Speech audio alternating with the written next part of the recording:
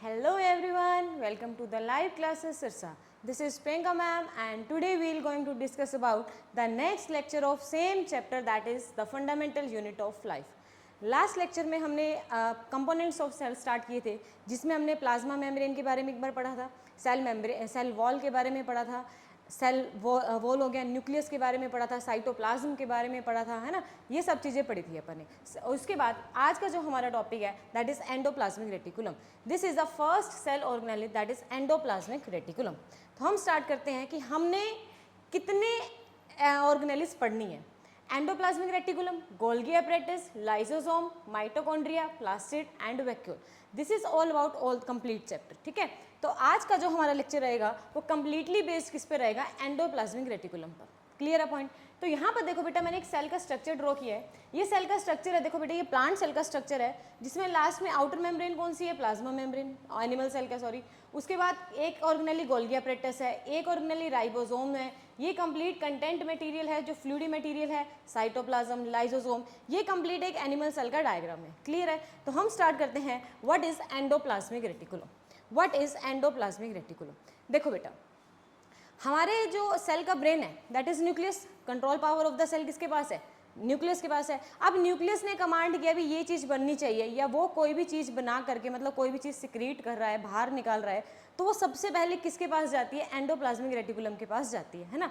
मैंने आपको जब न्यूक्लियस का डायग्राम करवाया था तब मैंने एक बात बताई थी कि ये जो न्यूक्लियस की इनर वॉल है उसके साथ जो आउटर वॉल होती है जिसको हम न्यूक्लियर एनवलप बोलते हैं, इस न्यूक्लियर एनवलप के साथ इस तरह से कुछ स्ट्रक्चर अटैच होता है, स्ट्रक्चर कॉन्टिन्यू होता है, उसे क्या बोला जाता है, एंडोप्लाज्मिक रेटिकुलम बोला जाता है. यही हमने पढ़ा था. उसे क्या बोला जाता है, एंडोप्लाज्मिक रेटिकुलम बोला जाता है. ये कैसा स्ट्रक्चर है बेटा, ये ट्यूब्स हैं जो मैंने एक साथ रखी हुई हैं. ट्यूब्स जो पैरेलल रखी हुई हैं, पैरेलली अटैच्ड न्यूक्लियस है, oh sorry, parallelly arranged, parallelly arranged network of tubes. Clear है. ट्यूब्स के नेटवर्क को अगर मैं पैरेलली अरेंज कर दूंगी किसके साथ, कॉन्टिन्यू में, न्यूक्लियस के एनवलप के साथ, न्यूक्लियर एनवलप के साथ, तो वो जो स्ट्रक्चर बनेगा दैट इज एंडोप्लाज्मिक रेटिकुलम. जैसे कि मान लो बेटा, मैं अगर देसी भाषा में बताऊं, सिंपल सी लैंग्वेज में बताऊं, तो आपने घर में देखी होगी एक लकड़ वाली सीढ़ी होती है ना, कुछ समथिंग लाइक इस तरह का स्ट्रक्चर होता है. ये पाइप होती है, ये पाइप होती है, बीच में ये लगे होते हैं, बीच में इस तरह से लगे होते हैं. इसको रख के हम चढ़ते हैं, पैर, इस पे पैर रख के चढ़ते हैं, है ना. तो ये भी इस तरह का स्ट्रक्चर है, इस तरह का स्ट्रक्चर है. इसमें क्या होता है, इसमें क्या होता है बेटा, ट्रांसपोर्ट होता है. ये एक ट्रांसपोर्ट चैनल की तरह काम करता है कि इसने बताया कि ये चीज़ बननी है, ये उस चीज़ के लिए कुछ सब्सटेंस बाहर भेजेगा, वो किसको देगा, एंडोप्लाज्मिक रेटिकुलम को देगा. और एंडोप्लाज्मिक रेटिकुलम नेक्स्ट किसको देगी, गोल्गी को देगी. ये ना EVLG, एंडोप्लाज्मिक रेटिकुलम गोल्गी को देगी, गोल्गी लाइसोसोम के बाद स्टोर कहाँ हो जाएगा, वैक्यूल में. ये चारों एक साथ काम करते हैं. ठीक है, तो इसके बाद हम क्या पढ़ेंगे, गोल्गी पढ़ेंगे. समझ में आया. तो एंडोप्लाज्मिक रेटिकुलम में जो भी सब्सटेंस सिंथेसाइज होगा वो कहाँ चला जाता है, उसके बाद गोल्गी में चला जाता है. तो किसकी तरह इसने काम किया बेटा, it act as the transporting channel, it act as the transporting channel of the cell. समझ में आ गया. सब्सटेंस को कोई भी चीज़ बनेगी उसको सब्सटेंस को ट्रांसपोर्ट करेगा, आगे की तरफ लेकर के जाएगा. क्या यहाँ तक पॉइंट समझ में आ गया. अब हम लगाते हैं इसकी रीडिंग. तो it is a large network of membrane bound tubes and sheet extend through out the cytoplasm.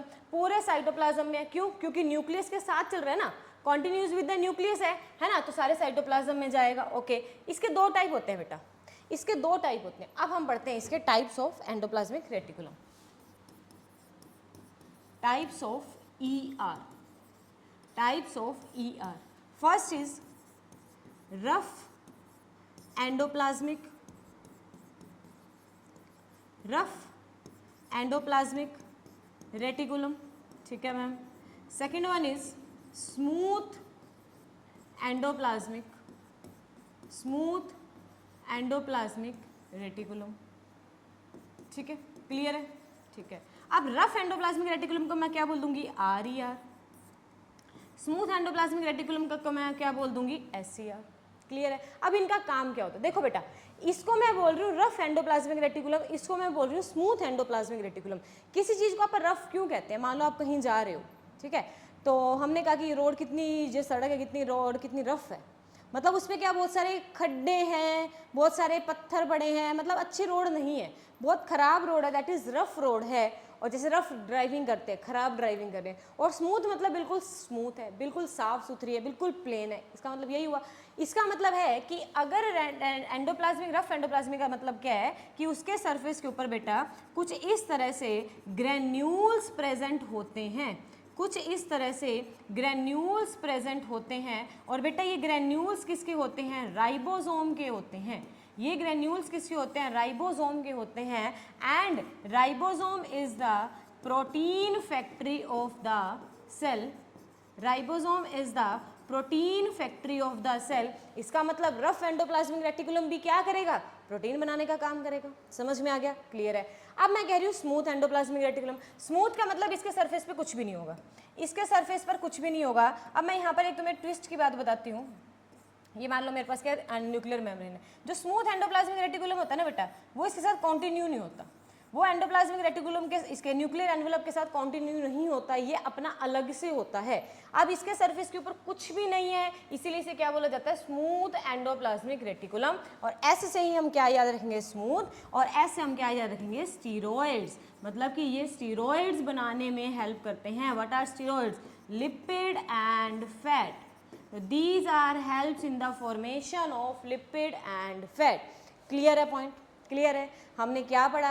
Endoplasmic reticulum is a tubular membranous structure continues with the nuclear envelope. It is of two type, rough endoplasmic reticulum and smooth endoplasmic reticulum.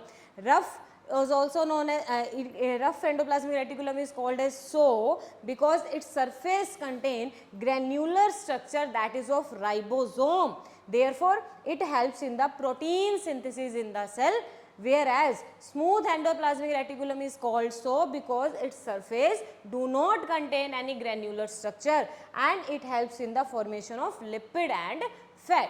यहाँ तक point clear है? ठीक है, चलो अब यहाँ ये point याद हो गया कि जो रफ एंडोप्लाज्मिक रेटिकुलम है वो आपकी न्यूक्लियर एनवेलप के साथ ही स्टार्ट होगी और स्मूथ अलग से बनाएगी अपना। ठीक है, अब लगाते हैं रेडिंग। टू टाइप्स हैं, rough endoplasmic reticulum RER, smooth endoplasmic reticulum SCR। ठीक है, serve as the channel for transport, अभी बताया ट्रांसपोर्टिंग चैनल की तरह ये काम करेगी साइटोप्लाज्म के अंदर, साइटोप्लाज्म से बाहर, सेल न्यूक्लियस के अंदर। ठीक है, function as a cytoplasmic framework providing the surface for the biochemical activity. देखो बेटा, अब ये स्ट्रक्चर इस तरह का बन गया ना, इस तरह का स्ट्रक्चर बन गया, तो ये सारा सरफेस है ना, इसके अंदर ये अलग अलग एक्टिविटी परफॉर्म करने का स्पेस प्रोवाइड करता है, सरफेस एरिया प्रोवाइड करता है। क्या यहाँ तक समझ में आ गया? क्लियर है? क्लियर है। तो ये था जी बेटा हमारा एंडोप्लाज्मिक रेटिकुलम। अब इसके साथ हमने क्या याद करना है बेटा? एक छोटी सी डेफिनेशन याद करनी है जो आपके एग्जाम के लिए इंपॉर्टेंट है। What is membrane biogenesis? What is membrane biogenesis? What is membrane biogenesis? आपके लिए बहुत इंपॉर्टेंट है, जो एग्जाम होते हैं स्कूल लेवल पर उसमें पूछी जा सकती है। अब इसको याद करवाने का एक तरीका समझाती हूँ। देखो, मेम्ब्रेन से हम याद रखेंगे क्या? Cell membrane. ठीक है, सेल मेम्ब्रेन, ओके मैम याद हो गया। बायो से हम याद कर रखेंगे लिविंग, मतलब लिविंग ऑर्गेनिज्म की सेल मेम्ब्रेन। ठीक है,